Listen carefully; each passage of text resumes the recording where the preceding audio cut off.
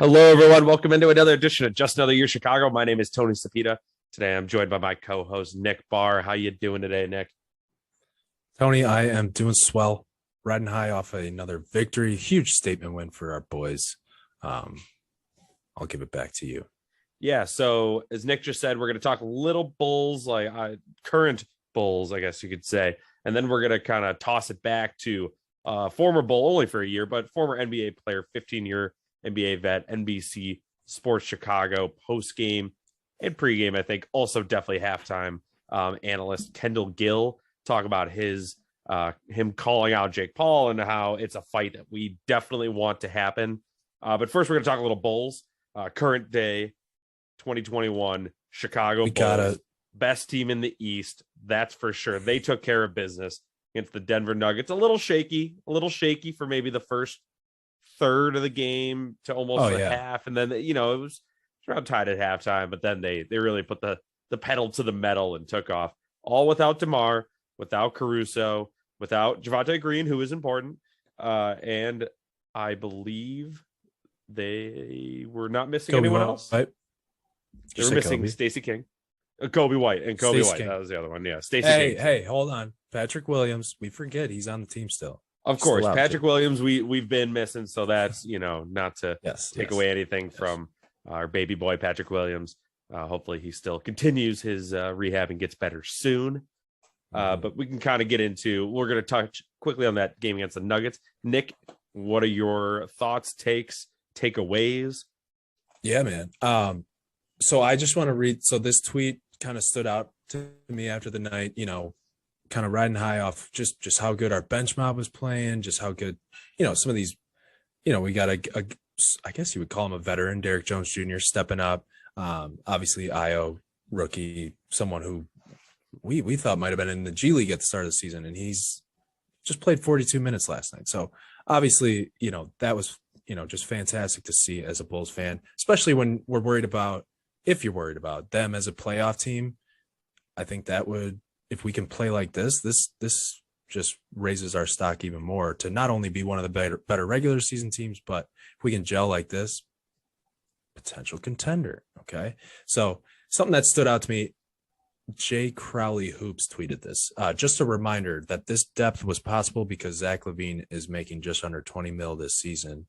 It's like having a great quarterback on a rookie contract allows depth to be bought. That won't be the case when Mad Max visits LaVine's bank account this summer. That was the part I didn't like, but he's right. He's right. But so that just makes you feel a little bit more warm inside, that LaVine, he did it for the greater good and it's paying off.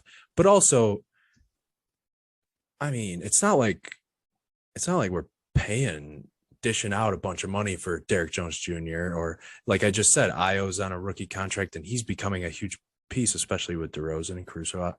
So not only, I mean, he is correct. Not only, should we thank LaVine, but we also got to appreciate the guys that are stepping up right now. And I thought even Vooch might have had a poor shooting night last night. Still not one of our, maybe at the scoring level that we would want to be, but I mean, he gave Jokic a tough time. Jokic wasn't able to really get going, and that was probably one of the main reasons why we were able to pull that off.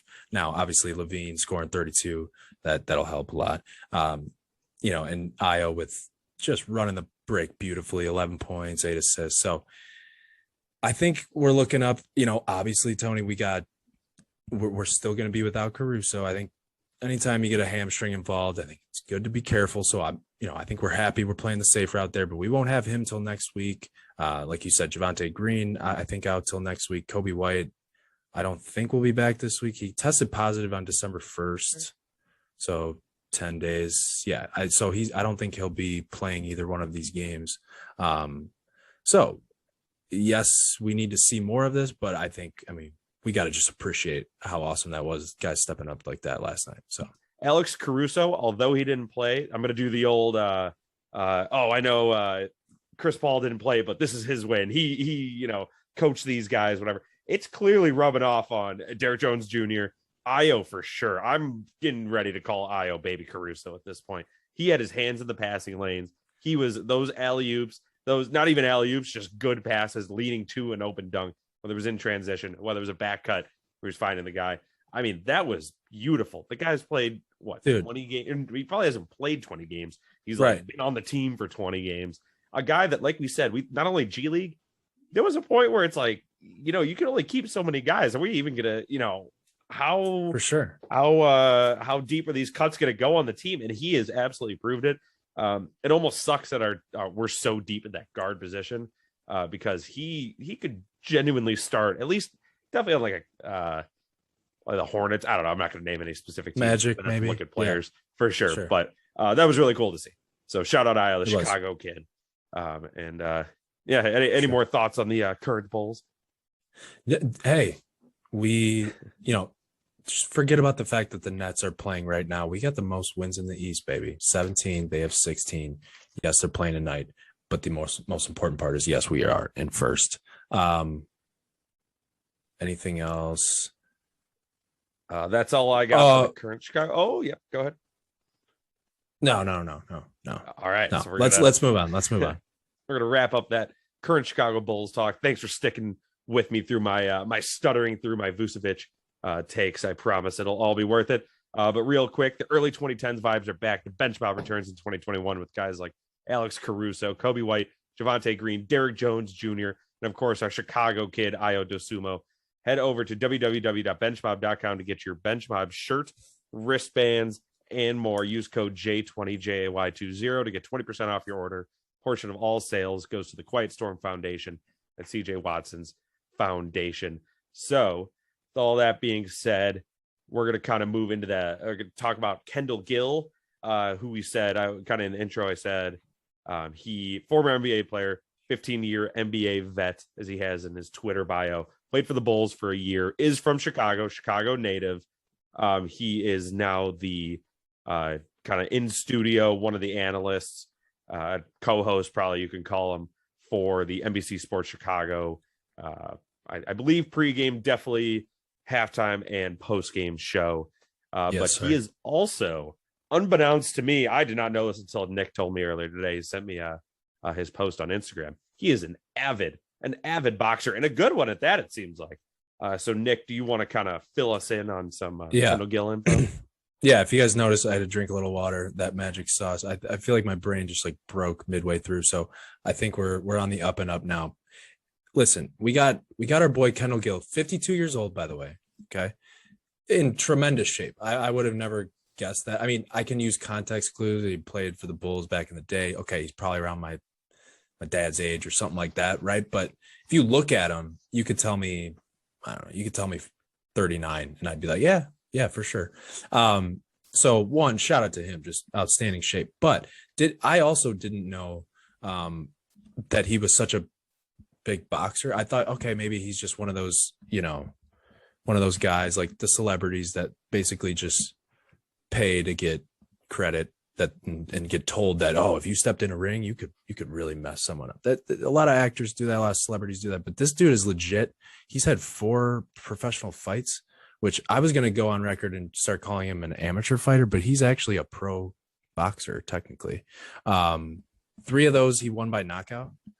And my microphone's falling down. Yeah, and just going to also add into the pro boxing thing. I mean, that's, when you're a pro boxer, you got to register your hands as lethal weapons. He is in that category of having, probably, I guess I have not done any research, but I know when you register as a pro fighter, boxing, MMA, the sorts, he's got legal weapons on those, the ends of his wrists there. So he can definitely handle his own against Will Perdue if he ever gets out of line in that post-game show, that's for sure. Nick, you want to continue now that okay, yeah, sorry, I am just an absolute mess. Yeah, so I guess he's been preaching basically since we all remember the Nate Robinson fight.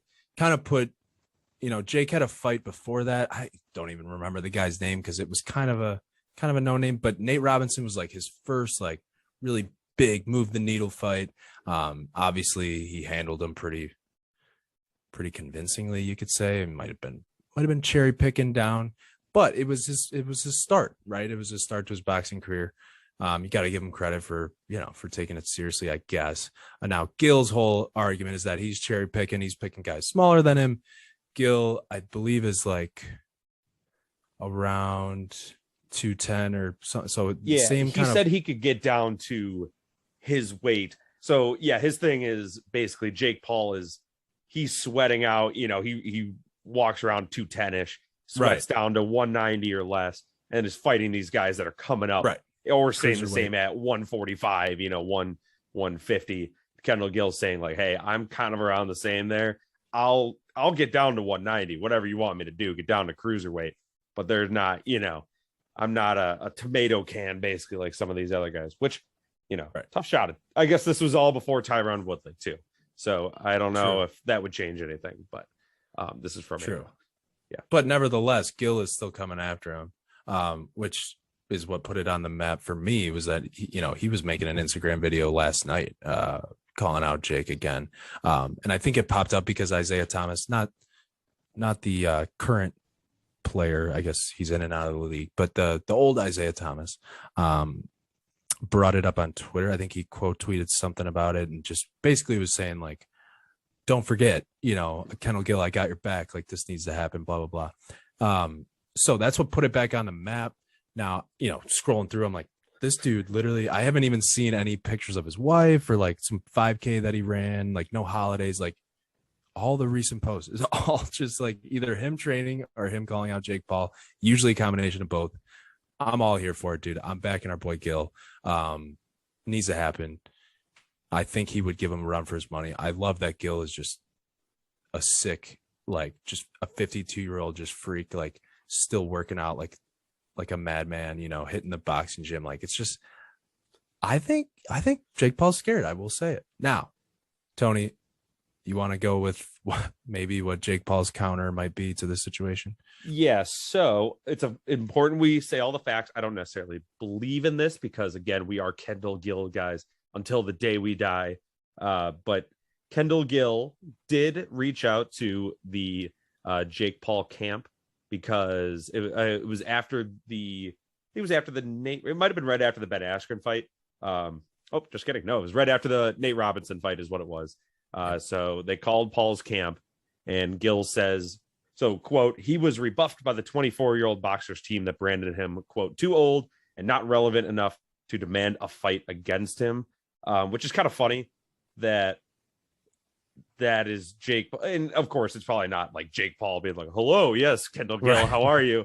But them using that line of logic when, and Jake Paul's definitely built, obviously, millions and millions of followers, but celebrity boxing is a whole different thing.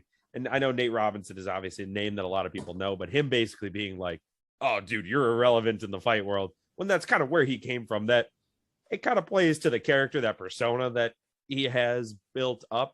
But it is kind of funny. And that's where I think it plays to Gill's point where, like we were saying, he's kind of handpicking these fights, or not kind of, he is handpicking these fights. He knows, kind of who he can beat right now, who is going to be a big enough name to get him the bag and a little bit of respect, but not enough to, as Gill would put it, end the circus that's been around him. So I had another thing. To go back to his videos on Instagram, Nick sent them to me. I watched the first one, went back to work, and I was like, what, there like 7 more things on that? So slid over a couple times, and it is just such a classic boxer thing. I don't understand how this could possibly, I get how it helps your core, but I know Tommy Fury actually was doing it. I think that's how he broke his rib, which is the whole reason that actually this came up again, was because Tommy Fury backed out with a fight against Jake Paul, because Tommy Fury's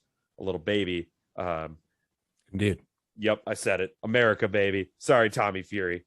And but he had some bacterial infection, whatever, weak ribs. But he's just on Kendall Gill's on his post. It's just, they have what is it, a medicine ball? Yeah, medicine ball. Yeah. And it's just from like 1 inch away, just bang, bang, just right throwing it on his torso over and over. And I know it seems to be common practice because I've seen it a lot now.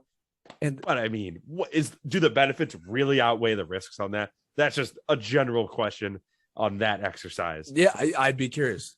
Put in the comments if you're one of those guys. I'd love to know. Maybe I need to add something to my workout, but that just looks just.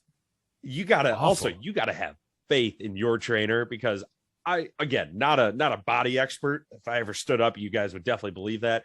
I mean, I guess if you're getting hit directly in the abs, very specifically, and you got to have be good flexing core, them. Yeah, you got to be flexing while you if do you it. go a little high, I mean, do your abs protect your ribs? Like there's no way, right? Are you kidding me? No, I just did that. Right? Ow. Like, it fucking hurt. I'm there's a bag of milk, but still, I mean, watch the video. Go to official Kendall Gill on Instagram, and it's his most recent post, and it's like the 5th one over, and he is just dude is just beating on him with it. It's very funny. That was probably my favorite part of this whole the whole thing we looked up. So Nick, we could also talk about, and this can kind of be our last thing unless you have anything else. But he kind of brought up the point.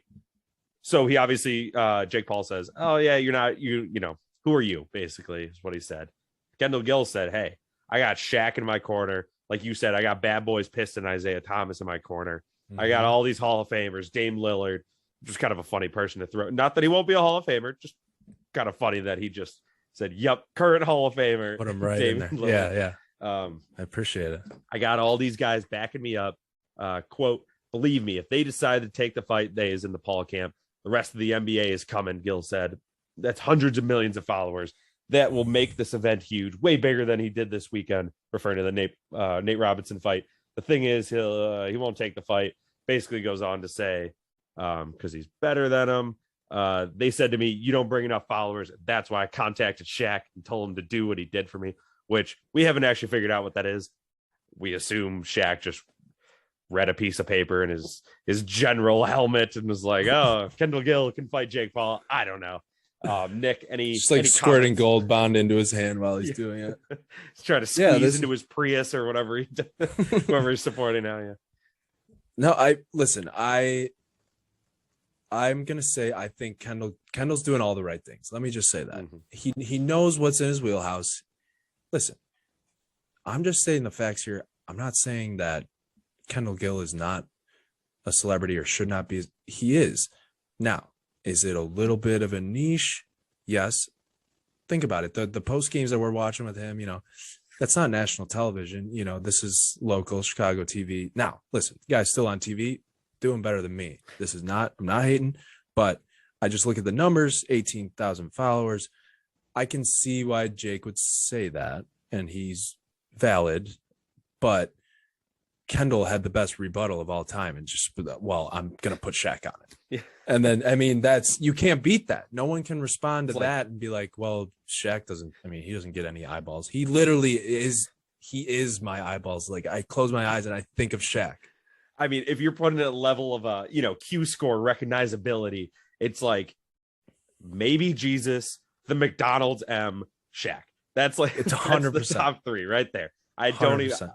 You could probably slide Shaq higher up, especially depending on where you are in the world. But I completely agree with you. I think we need to make this happen. Kendall Gill, come on the podcast. We are begging. Yes, please.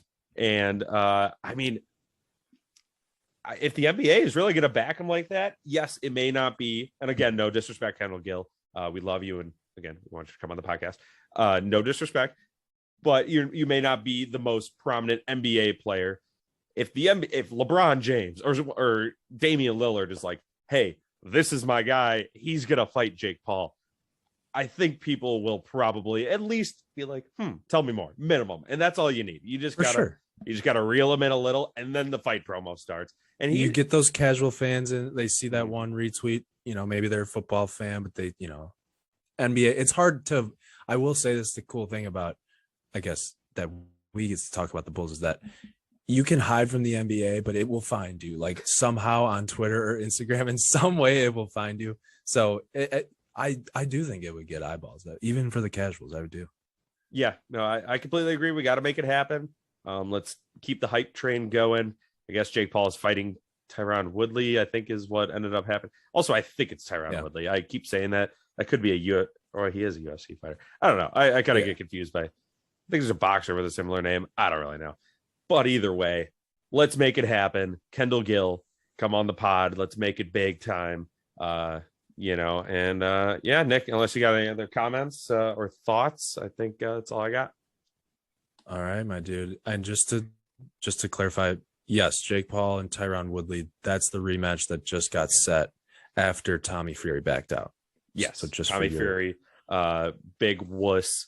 I'll fight you right now, Tommy Fury. I don't mean that. So with that, that'll do it. That's on record. On record, Tommy Fury. If you give me the bag, Tommy Fury, I'll take a jaw like spun around the back of my head like a Looney Tunes cartoon. I'll do it. Yeah, no, I'll do it, Tommy Fury. Come on, let's do it.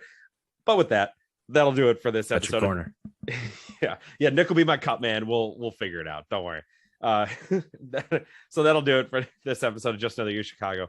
My name is Tony Sapita, who is not afraid of Tommy Fury. Thank you again to my co-host Nick Barr, who is afraid of Tommy Fury. Yes, and we're both for sure afraid of Kendall Gill because man, he looks good in those Instagram boxing videos. Fantastic. So until next time, Bulls fans and Kendall Gill fans, keep seeing red.